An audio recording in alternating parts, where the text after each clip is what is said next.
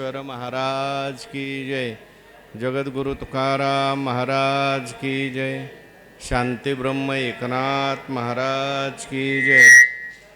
सद्गुरु जोग महाराज की जय।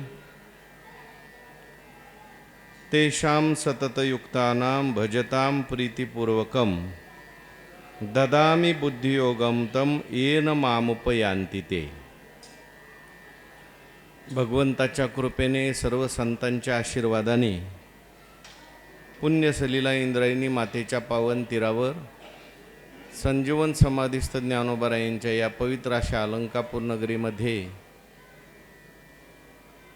वारकरी शिक्षण संस्था आणि आळंदी देवस्थान यांच्या माध्यमातून सुरू असलेली आपली ही नित्याची ज्ञानेश्वरी प्रवचन सेवा सेवेकरता उपस्थित सर्व भाविक भक्त श्रोते सज्जन माता भगिनी सर्वांच्या चरणी वंदन करून आपण सर्वांनी मिळून ही चिंतन सेवा करायची आहे। भगवान श्रीकृष्ण परमात्मा अर्जुनांचं निमित्त करून दिव्य असा गीतेचा उपदेश करतात आणि तो गीतेचा उपदेश ज्ञानेश्वर महाराजांनी ज्ञानेश्वरीच्या माध्यमातून आपल्याला सांगितलेला आहे। 10व्या अध्यायातील 10व्या श्लोकाचा विचार आपला आज सुरू आहे। काल आपण सुरुवात केली होती। भगवान परमात्म्याचे जे ज्ञानी भक्त आहेत ते कशा पद्धतीने भगवंताचं भजन करतात हे मागच्या श्लोकामध्ये सांगितलं आणि असे जे भक्त असतील त्यांच्याकरता भगवान परमात्मा काय करतात हे आज प्रस्तुतच्या श्लोकामधून सांगतात। ज्याप्रमाणे भगवान परमात्म्यावर भक्त प्रेम करतात, सेवा करतात, सतत चिंतन करतात, त्याप्रमाणे भगवान परमात्मा सुद्धा आपल्या भक्तांच्या करता तितकंच प्रेम करतात। भगवंतांनी गीतेमध्ये असं म्हटलं, ये यथा माम प्रपद्यन्ते तांस तथैव भजाम्यहम। जे जशी माझी भक्ती करतात मी सुद्धा त्यांचं तसंच भजन करत असतो। म्हणून भक्त सर्वस्वाचा त्याग करून भगवंताचं चिंतन करत असल्यामुळे भगवान परमात्मा या श्लोकामध्ये आपल्या भक्तांच्या करता एक प्रकारे आश्वासन देतात, मी सुद्धा त्या भक्तांच्या करता काही ना काही देत असतो। भक्त भक्ती करत असताना कुठल्याही प्रकारची त्यांची अपेक्षा नसते। तुका म्हणे, जीव भाव देवा पाही ठेवून या ते काही न मागिते, अशा पद्धतीने त्यांची भक्ती चाललेली असते। परंतु भगवंताला असं वाटतं की त्यांची जी सेवा आहे त्या सेवेच्या मोबदल्यात आपण काहीतरी दिलं पाहिजे आणि म्हणून भगवान परमात्मा सुद्धा अशा भक्तांच्या करता देतात। काय देतात ते या श्लोकात सांगितलंय। तेषां सततयुक्तानां भजतां प्रीतिपूर्वकं ददामि बुद्धियोगं तं येन मामुपयान्ति ते। भगवान म्हणतात, तेषां सततयुक्तानां प्रीतिपूर्वकं भजतां बुद्धियोगं ददामि येन ते मामुपयान्ति। म्हणजे असे जे भक्त आहेत जे प्रेमपूर्वक सतत युक्त होऊन माझं भजन करतात, भगवान परमात्मा म्हणतात मी त्यांना बुद्धियोग देतो आणि ज्या बुद्धियोगाच्या द्वारे ते माझ्या स्वरूपाला प्राप्त होतात किंवा माझ्यापर्यंत येतात। असा सरळ श्लोकाचा अर्थ आहे। थोडंसं विस्ताराने चिंतन करायचं म्हटलं तर भगवंतानी पहिला शब्द वापरलेला आहे तेषाम। त्यांच्याकरता भगवान परमात्मा हे सर्व करतात। जरी भगवान परमात्म्याची कृपा सर्वांवर समान असली तरीसुद्धा भक्तांच्या बाबतीमध्ये मात्र विशेष असते। सगळ्यावर समान कृपा आहे, सगळ्यांना भगवंतानी जन्म दिलेला आहे, सगळ्यांचं भगवान परमात्मा पालन पोषण करतात। हे जरी खरं असलं तरीसुद्धा भक्तांच्या बाबतीमध्ये आपल्या भक्तीच्या द्वारे भगवान परमात्म्याचं विशेष प्रेम भक्त संपादन करतात। आणि म्हणून असे जे भक्त आहेत ते भक्ती करत असताना कशी भक्ती करतात मागच्या श्लोकामध्ये आपण पाहिलं। मच्चित्ता मद्गत प्राणाः बोधयंत परस्परम कथयंतश्च माम नित्यम तुष्यंती च रमंती च। असे जे भक्त आहेत ते त्यांचं चित्त भगवत स्वरूप झालेलं आहे। त्यानंतर भगवत स्वरूप चित्त होऊन त्यांचे संपूर्ण इंद्रिय सुद्धा भगवद आकार झालेली आहेत। किंबहुना भगवान परमात्म्याची भक्ती हे ज्यांचं जीवन झालेलं आहे। आणि दोन भक्त भेटल्यानंतर एकमेकाला भगवान परमात्म्याच्या विषयीच बोलतात, किंवा एक भक्त असतील, सामान्य लोक भेटले तरी त्याच्यामध्ये ते भगवंताचं कीर्तन चिंतन करत राहतात. असे जे भक्त आहेत त्यांना भगवंतानी शब्द वापरला आहे तेशाम, त्यांच्याकरता म्हणून सतत युक्तानाम शब्द वापरलेला आहे. म्हणजे सतत ते माझ्याशी जोडलेले आहेत. युक्त शब्दाचा अर्थ आहे ज्यांनी आपल्या इंद्रियांचं संयमन केलेलं आहे, इतर विषयांचा त्याग केलेला आहे आणि सतत ते माझ्याशी जोडलेले गेलेले आहेत. आता भगवान परमात्म्याशी सतत जोडलं जाऊ शकतं का, याचा विचार आपण जर थोडासा केला विस्ताराने तर करता येतो. सर्व काही भगवान परमात्मा आहे असं समजून भक्त सतत भगवंताशी जोडलेले असतात. याचा अर्थ ते काही कामधाम करत नाहीत, व्यवहार व्यापार करत नाहीत असा नाही. आपल्या वाट्याला जे आलेलं काम आहे ती सगळी भगवंताची सेवा आहे असं म्हणून त्या ठिकाणी ते काम करत असतात. काल आपण उदाहरण पाहून आलो, कांदा मुळा भाजी अवघी विठाबाई माझी. सगळी मंडळी पंढरपूरला निघाली वारी करता. सावता महाराजांच्या मळ्यात गेल्यानंतर सावता महाराजांना म्हटले चला पंढरपूरला. ते म्हटले माझे पंढरपूरची सेवा चालूच आहे. कोणती तुमची सेवा चालू आहे? ते म्हटले लसूण मिरची कोथिंबिरी अवघा झाला माझा हरी, जे जे दृष्टी दिशे ते ते हरिरूप. अशा भक्तांना सतत जोडण्याकरता दुसरं काही करावं लागत नाही. त्यांच्या वाट्याला आलेलं काम करत असताना सुद्धा ते भगवंताशी जोडलेले असतात. ते घरी असले तरीसुद्धा भगवंताशी जोडलेले आहेत. आणि आपण देवळात असलो तरी जोडलेले असू की नाही सांगता येत नाही. कामामध्ये काम काही म्हणा राम राम अशी ती भगवत भक्तांची स्थिती असते. अहो त्यांचं बसणं जे असतं, बसलं तरी ते भगवंताशी जोडलेले असतात असा विचार ते करतात. आपण नेहमी उदाहरण सांगत असतो. एकदा उद्धवांनी भगवंतांना विचारलं का हो देवा, तुम्ही सारखं ते गोपिकांचं वर्णन माझ्यासमोर करता, आम्ही काही तुमचे भक्त नाही का? इतर भक्त नाहीत का? त्यांचंच वर्णन तुम्ही सारखं का करता? तेव्हा भगवंतांनी सांगितलं निजांगमपिया गोप्यो ममेति समुपासते ताभ्याम परम नमे किंचित निगूढ प्रेम भाजनम. उद्धव एक तुला गोष्ट सांगतो म्हटले, त्यांच्यासारखं प्रेम जगामध्ये तुला पाहायला मिळणार नाही. कारण गोपी जे आहेत त्यात स्वतःच्या शरीराला आपलं शरीर मानत नाहीत, ते कृष्णाचं शरीर आहे असं मानतात. भोजन करत असताना सुद्धा त्यांची अशी भावना असते की हे देवाचं शरीर आहे, मग देवाचं शरीर चांगलं राहिलं पाहिजे म्हणून चांगलं खाल्लं पाहिजे, म्हणून भोजनसुद्धा चांगलं करतात. पण चांगलं भोजन करत असताना माझं शरीर आहे कृष्णाचं शरीर आहे असं म्हणून भोजन केलेलं असल्यामुळे त्यांचं भोजन भक्तीत जमा होतं. त्यांनी केलेल्या तीर्थयात्रा भक्तीत जमा होतात.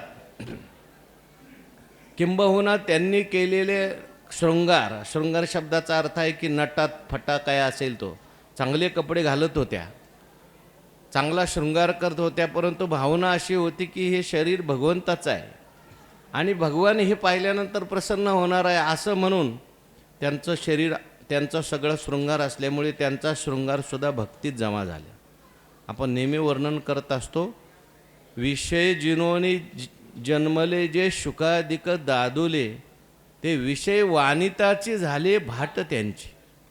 शुकाचार्यांनी त्यांच्या शृंगाराचं वर्णन केलं आहे, शुकाचार्यांनी त्यांच्या भोगांचं वर्णन केलं आहे. याचा अर्थ ते भोग नव्हते, भक्तीच होती. कारण सर्वत्र भगवान परमात्मा आहे अशी त्यांची दृढ भावना होती आणि अशा भावनेने ते वागत होते. त्यांची प्रत्येक क्रिया जी आहे ती भगवंताशी जोडलेली होती. म्हणून सतत युक्तानाम शब्द वापरलेला आहे. जागृतीमध्ये तर त्यांची भक्ती जोडलेलीच आहे, भगवंताशी ते जोडलेले आहेत, पण स्वप्नामध्ये सुद्धा भगवान परमात्म्याशी जोडलेले आहेत. कालच आपण त्या ठिकाणी ओवी पाहून गेलो. ऐशे प्रेमाचे नि बहुवसपणे नाही राती दिवो जानने केले माझे सुख अव्यंग वाने आपण पेया जी. स्वप्नात सुद्धा भगवान परमात्म्याचं दर्शन आहे किंवा झोप ही सुद्धा भगवंताचीच विभूती आहे असं समजून झोपतात आणि त्याच्यामुळे त्यांची झोपेतसुद्धा त्यांना माझं विस्मरण नाही. झोपेपर्यंत माझं विस्मरण नाही, झोपेतून उठल्या उठल्या जे अर्थी स्मरण होते त्या अर्थी झोपेत सुद्धा माझं स्मरण निश्चित त्यांना आहे. आणि म्हणून तेषाम सतत युक्ताना म्हटलं, त्यांच्या योगामध्ये कुठल्याही प्रकारचा खंड होत नाही. सुखाचा प्रसंग आला तरी सुद्धा त्यांची भक्ती चालूच आहे. एखादा दुःखाचा प्रसंग आला सुद्धा तरी त्यांच्या भक्तीमध्ये कुठल्याही प्रकारची उणी होते का? आपण सुखामध्ये कदाचित भगवंताचं भजन करू शकतो, पण एखादा कठीण प्रसंग आल्यानंतर आपलं भगवंताचं भजन सुटू शकतं. अनेक भक्तांचं अनेक लोकांचं संकटामध्ये भगवंताचं भजन सुटून जातं. काहींचं सुखामध्ये सुटून जातं, काहींचं दुःखामध्ये सुटून जातं. परंतु हे जे भक्त असतात, सुखाचा प्रसंग आला तरी सुद्धा देवाचं भजन त्यांचं सुरूच आहे. सुदाम देवाला एवढी सुदाम नगरी मिळाली म्हणून काय भजन सोडून दिलं का? म्हटले नाही. ज्या देवाच्या कृपेने मिळाले, आता उलट त्या देवाचं जास्त भजन करायचं. कुंती मातेला त्या ठिकाणी राज्य प्राप्त झालं, मुलांना विजय मिळाला, भगवान परमात्मा द्वारकेला जायला लागले, तर कुंती मातेने देवाला सांगितलं, देवा तुला द्यायचं असेल तर जाता जाता माझ्या जीवनात थोडंसं दुःख देऊन जा, संकट देऊन जा. भगवान म्हटले, अगं कुंती आत्या, कशाकरता दुःख मागून घेतलं? काही तुझ्या जीवनात दुःख काही कमी होतं का? कुंतीने सांगितलं, दुःख मी सुखाकरता मागितलं आहे. कारण दुःख आलं की तुझं स्मरण होतं.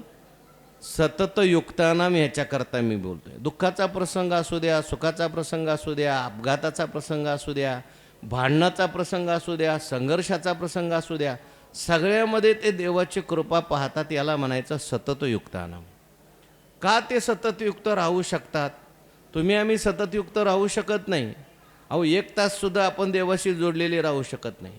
ते का सततयुक्त राहतात? त्याचं कारण सांगितलं आहे, भजताम प्रीतिपूर्वकम. त्यांचं प्रेमपूर्वक भजन असतं. आणि प्रेमपूर्वक भजन असल्यामुळे ते कधीही खंडित होत नाही. भजन करणारे अनेक आहेत. आर्तही भजन करणार आहे, अर्थार्थीही भजन करणार आहे, जिज्ञासूही भजन करणार आहे, परंतु त्यांचं भजन खंडित होतं.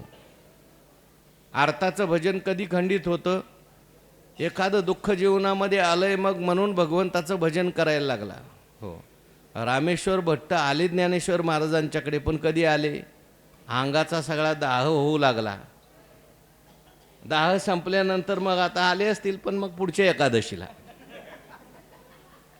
तसं एखादं संकट आलं, दुःख आलं की एखादा आर्त मनुष्य जो आहे तो देवाकडे जातो, देवाचं भजन करतो, परंतु आपलं दुःख संपलं की त्याचं भजन कदाचित थांबू शकतं.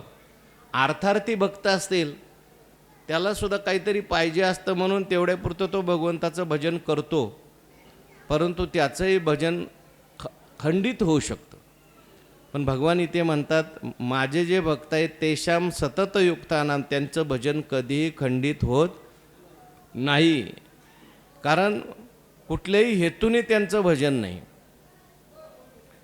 हो, आपापल्या हिताचेनी लोभे, मज आवडे तोही भक्त झोंबे, परी मीच करी वालभे ऐसा ज्ञानिया एकू, असं म्हटलेलं आहे. भगवंताचं ज्यांच्यावर प्रेम आहे असे ज्ञानी भक्त आहेत, त्यांचं भजन कधी खंडित होत नाही. सतत भगवंताशी ते जोडलेले आहेत. म्हणून प्रीतिपूर्वकम हा शब्द फार महत्त्वाचा आहे. भजन करतात म्हणजे काही करतात नेमकं? भजन शब्दाचा अर्थ आहे भज सेवायाम. सेवा करतात, कायिक सेवा करतात, वाचिक सेवा करतात, मानसिक सेवा करतात. कायिक सेवेमध्ये आपल्या वाट्याला आलेलं जे काम आहे देवाची पूजा म्हणून करतात, किंवा मग भगवान परमात्म्याची पूजा अर्चा किंवा तीर्थयात्रा वगैरे ही कायिक सेवेमध्ये येतं. वाचिक सेवेमध्ये भगवान परमात्म्याच्या विषयी भगवंताचे गुणानुवाद ते गात असतात.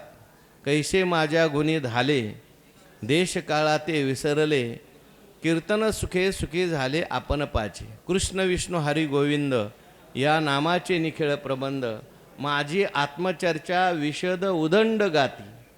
अशा पद्धतीने त्यांची वाचिक सेवा चाललेली असते. कायिक करताना आली, वाचिक नाही करता आली, समजा आजारी पडलेले, तर मानसिक सेवासुद्धा करता येते.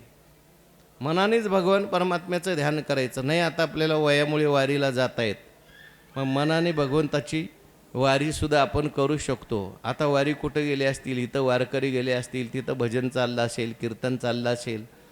आता भगवान परमात्म्याचा अभिषेक चालला असेल, भगवान परमात्म्याचा अभिषेक मनाने आपल्याला ध्यान करता येतं, त्याला मानसिक सेवा असं म्हणतात. म्हणून कायिक वाचिक मानसिक तेषां सततयुक्तानां भजतां प्रीतिपूर्वकम, प्रेमपूर्वक माझं भजन करतात. असे जे कोणी भक्त असतील त्यांच्या प्रेमामध्ये कुठल्याही प्रकारे खंड नाही, माझ्याकरताच त्यांचं माझं भजन आहे, प्रेमाकरताच त्यांचं भजन आहे, अशा भक्तांच्या करता भगवान म्हणतात मी सुद्धा माझं काहीतरी कर्तव्य समजतो. कारण भगवान परमात्मा काही जड नाही. एखाद्या जड वस्तूवर जर आपण प्रेम केलं तर त्या जड वस्तूला काही कळतं का? एखाद्या माणसाने पैशावर प्रेम केलं, पैसा त्याच्यावर करतो का? घरावर प्रेम केलं, घर त्याच्यावर प्रेम करतं का? अहो, एखाद्या माणसावर जरी प्रेम केलं तरी त्या माणसाला सुद्धा कळेलच असं सांगता येत नाही, किंवा तो आपल्यावर करील सांगता येत नाही. केलं तरी कधी विश्वासघात करील सांगता येत नाही. पण भगवान परमात्मा तसा नाही. भगवान जड आहे का चेतन आहे? चेतन आहे.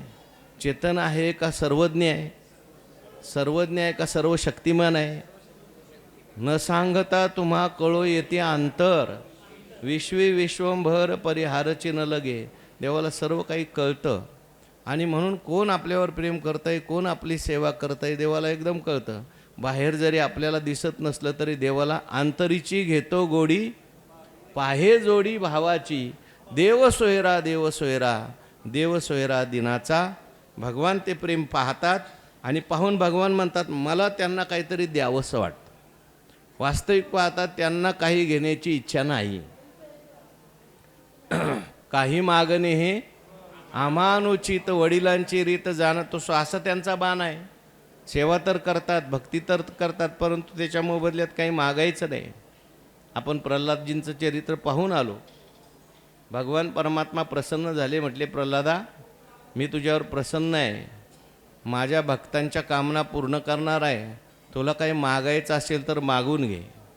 प्रल्हादजी भगवंताला म्हटले देवा तुमची भक्ती करायची आणि काही मागायचं, मला काय तुम्ही व्यापारी समजले काय? नस भ्रत्य हा सवय वणिक, मी काय व्यापारी आहे का? हा व्यापार मी करणार नाही. भगवान म्हटले अरे बाबा मी तुला कुठं व्यापारी म्हणतोय, माझी इच्छा आहे म्हणून तू काहीतरी माग. अरे तू इतकी सेवा केली, मला काही देता आलं नाही, आणि त्या सेवेचं ऋण माझ्या डोक्यावर राहील, म्हणून काहीतरी तू माझ्याकडून मागून घेतलं पाहिजे. म्हणून भगवान परमात्मा म्हटले माग. तर प्रल्हाद म्हटले मग द्यायचं असलं तर एक द्या. म्हटले काय द्यायचं आहे? इथून पुढे मागण्याची इच्छा होऊ देऊ नका, एवढंच मला द्या. काही मागणे हे आम्हा अनुचित, मागणे ते सरे ऐसे करी देवा, असं म्हटले. पण बघा भगवान परमात्म्याला मागण्याची इच्छा होऊ देऊ नका असं प्रल्हादजींनी मागितलं. पण असं असलं तरी देवाला वाटतं ना आपण काहीतरी दिलं पाहिजे. सगळ्या लोकांना आपण हे देतो, मग आपल्या भक्तांना काहीतरी दिलं पाहिजे. मग मी माझ्या भक्तांना काय देतो? भगवान म्हणतात ददामी बुद्धियोगम तम येन मामुपयांती ते. माझ्या भक्तांना मी बुद्धियोग देतो बरं का. बाकी सगळ्यांना काय काय देतो. कोणाला काय दिलं, कोणाला काय दिलं. बिभीषणाला काय देऊन टाकली?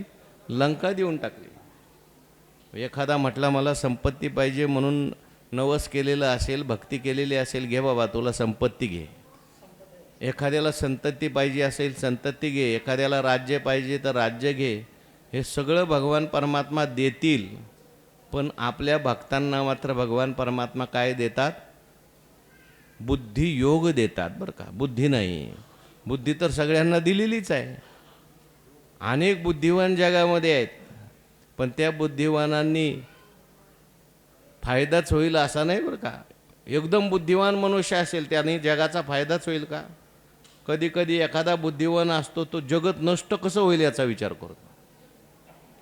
म्हणून बुद्धी असून चालत नाही, बुद्धियोग असावा लागतो. बुद्धियोग म्हणजे काय? बुद्धियोगाचा फायदा काय?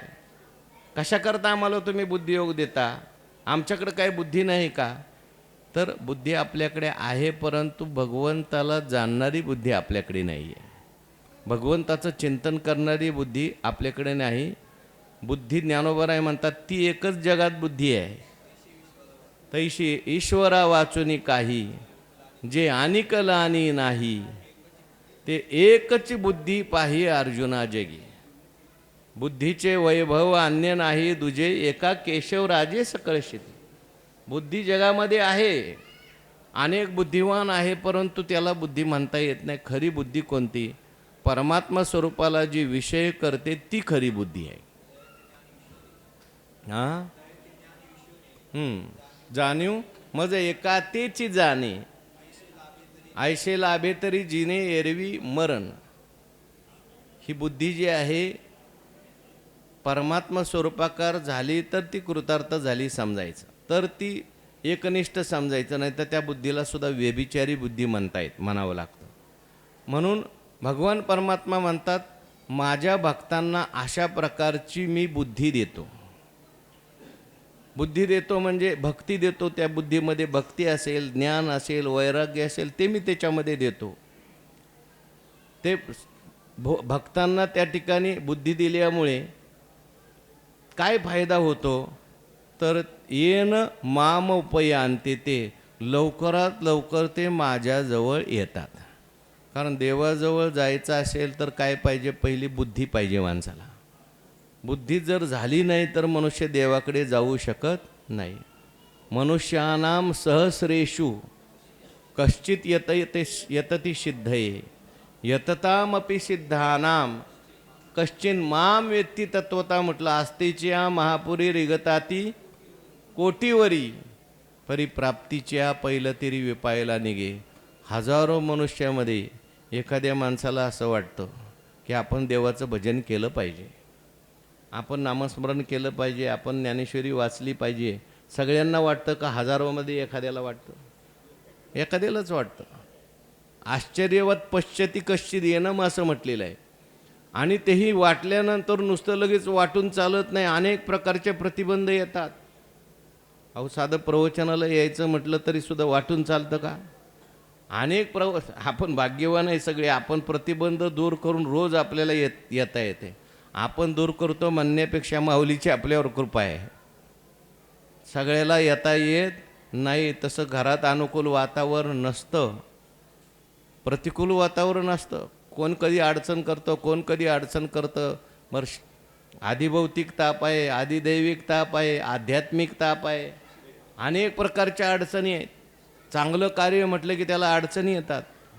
अनेक लोक म्हणतात, अहो आम्हाला सुद्धा वारीला यायचं होतं, पण काय आम्हाला कुठलं जमते वारीला. आम्हाला प्रवचन ऐकायला येऊशी वाटतं, रोज वाटतं, परंतु काही ना काही अडचणी येतात. म्हणून हे सगळं परमार्थ करण्याकरता सुद्धा देवाची कृपा लागते. ज्ञानेश्वरी ऐकण्याकरता, वाचण्याकरता, भगवंताचं चिंतन घडण्याकरता लौकिक दृष्टीने कदाचित वाटेल आपल्याला आपल्यावर ही अवकृपा आहे, आपलं असं झालं आहे, आपलं तसं झालं आहे, परंतु आपल्याला भगवंताचं चिंतन घडतंय याच्याकरता देवाने ते केलं आहे असं समजायचं. नाहीतर मग आपल्यालाही भगवंताचं चिंतन घडलं नसतं. आणि म्हणून भगवान म्हणतात, मी बुद्धी देतो. भगवान मदत कशी करतात बघा. एखाद्या माणसाला भगवान परमात्मा मदत करतात म्हणजे एकदम पार हाताला धरूनच त्याला एखादी गोष्ट देतात असं नाही. बुद्धीमध्ये सुद्धा भगवान परमात्मा बदल करू शकतात. आणि बुद्धीमध्ये बदल करून सुद्धा भगवान परमात्मा त्या ठिकाणी एखादी गोष्ट देऊ शकतात. म्हणून भगवान म्हणतात, ददामी बुद्धियोगम तम येन मामुपयांते, ते मी अशा प्रकारची त्यांना बुद्धी देतो. मग त्यांच्याकडे काही बुद्धी नाही का? अहो मच्चित्त आहेत, ते मदगत प्राण आहेत. बोधयंत परस्परम कथयंत माम नित्यम तुष्यंतीचे रमंतीचे, असं तुम्हीच त्यांचं वर्णन केलं. आणि आता म्हणता मी त्यांना बुद्धी देतो. तरीसुद्धा एखादा काय थोडा प्रतिबंध त्यांच्या जीवनात असला, अजून माझ्या स्वरूपाची त्यांना प्राप्ती झाली नसली, त्यांना माझ्या स्वरूपाचं ज्ञान झालेलं नसलं, करतायत ते. माझी कथा करतायत, माझे गुणानुवाद गातायत, सर्व काही माझ्यावर अवलंबून आहे, पण अजून माझी भेट झाली नाही आहे, माझं दर्शन झालेलं नाही, माझ्या स्वरूपाचा साक्षात्कार झाला नाही. काय अडचण आलेली आहे, काहीतरी प्रतिबंध असतो. आणि म्हणून देवाची भेट झालेली नसते. मग भगवान म्हणतात, तो प्रतिबंध मी काय करतो? दूर करतो. आणि प्रतिबंध बाहेर नसतो, प्रतिबंध आपल्या बुद्धीतच असतो बरं का. कारण भगवान परमात्मा बाहेर आहे का आपल्या जवळच आहे. तैसा हृदयामध्ये मी रामू आस्था सर्व सुखाचा आरामू की भ्रांतासी कामू विषयावरी. मग आपल्याजवळच असलेला परमात्मा आपल्याला भेटत नाही, त्याचं कारण बुद्धीमध्ये असलेले प्रतिबंध, मल आहे, विक्षेप आहे, आवरण आहे. म्हणून निर्गुण परमात्म्याची भेट होत नाही आणि सगुण परमात्म्याची भेट होत नाही.